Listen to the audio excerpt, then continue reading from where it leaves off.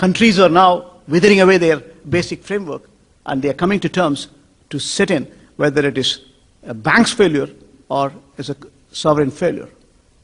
That's the level of reflection we are seeing in fragile world today. Look at the Gulf states. Gulf state has said it's got very strong fundamentals. In 2008, when the world was visibly shaking up the world, in real order, the public-private partnership model was evolving. The government, in place like Qatar, has contributed 15 to 20% in the investment of the financial institutions.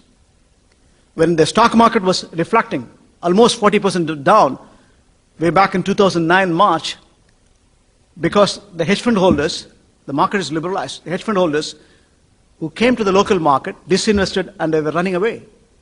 Result, in spite of good price earning multiples, good price to book value ratios, the market was deflecting 40%. The government came with suggestions to buy back all the listed investments. And we saw the financial stability thereafter. Similarly, real estate sector, we had a major downturn. Major downturn. Distressed assets were bought by the government. Again, model of public-private partnership.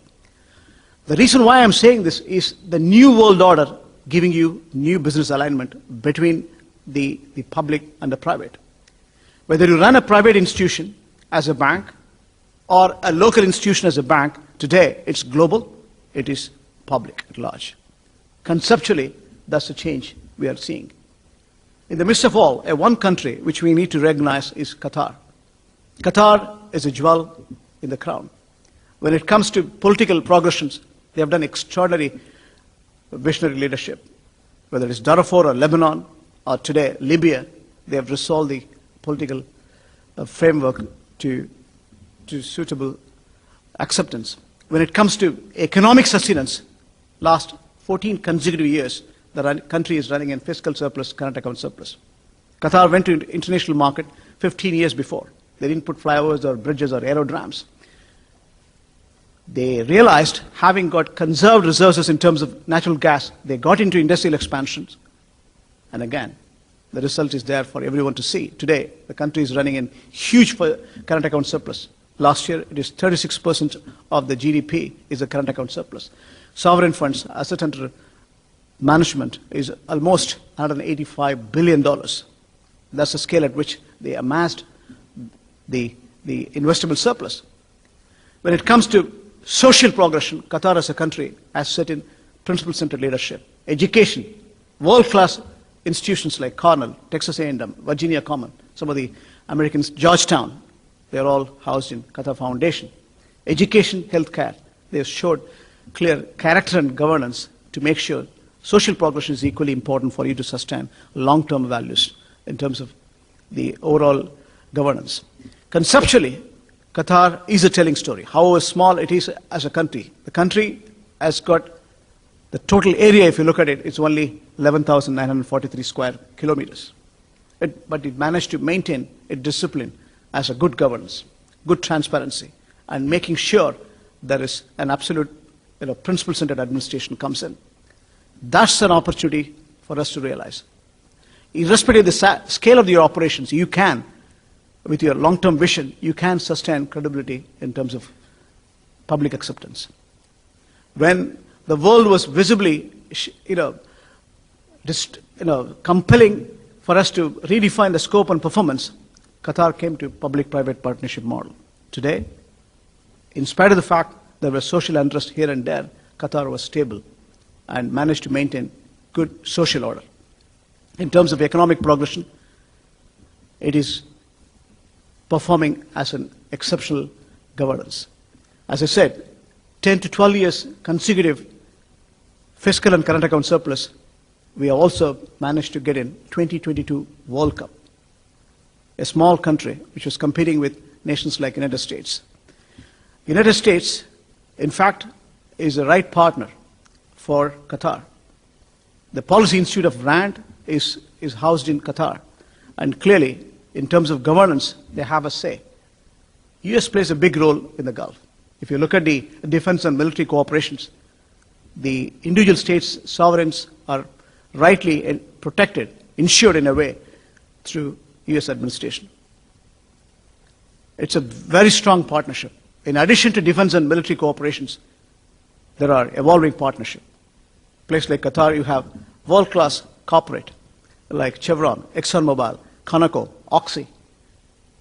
American institutions are there.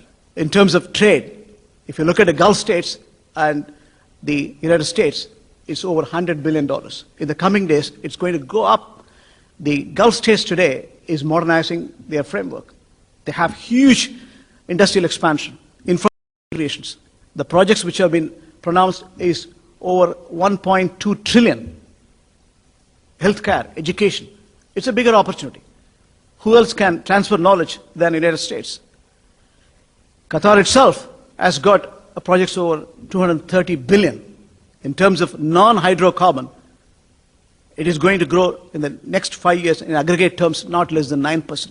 That's the scale at which we are seeing the opportunity. US can set in right kind of partnerships. It's evolving.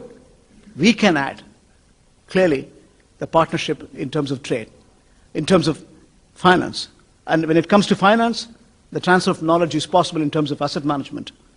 Again, social security. Again, fund management. When it comes to the investment options, there could be multiple collaborations can come in from the United States. The Gulf states as a whole is going to perform not less than 5 to 6%. Qatar, in the next 5 years, essentially, it's going to do not less than 9 to 10%. Hydrocarbon will be 9 to 10%.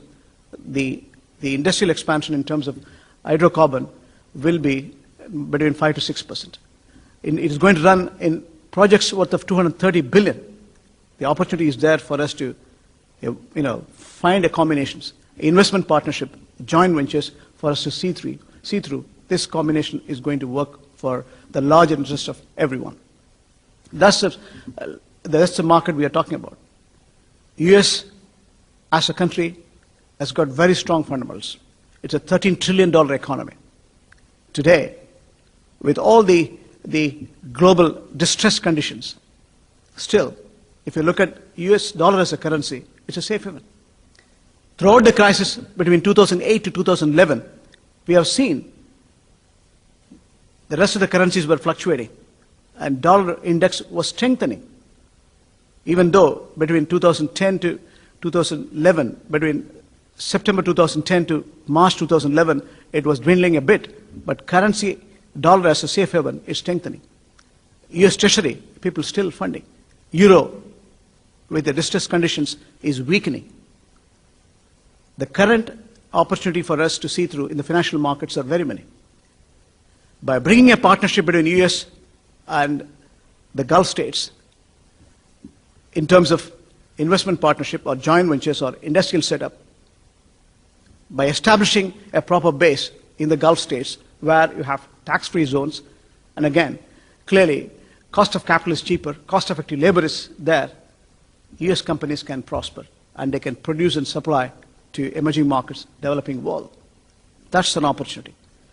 Today's world, if you look at the currency market, these are all manipulated. US as a currency is stable and functional. This century, in my opinion, will hold US further. In addition to defense strength, US dollar is a currency to stay, not euro, not rest of the currencies. Clearly, in the next 10 years, you have a GDP to grow not less than 30 trillion. US as $13 trillion economy has strength to go not less than 18 trillion. But it has got its own nuances in terms of political stagnations. It has to resolve this. But there are opportunities in the changing world. That opportunity is in front of us by bringing a partnership between the Gulf states and the United States, so that developing world can be supported by using the middle ground as Middle East with the Gulf states. That's the opportunity I'm talking about in terms of trade, investment, banking, and finance. Thank you, ladies and gentlemen, for your kind attention.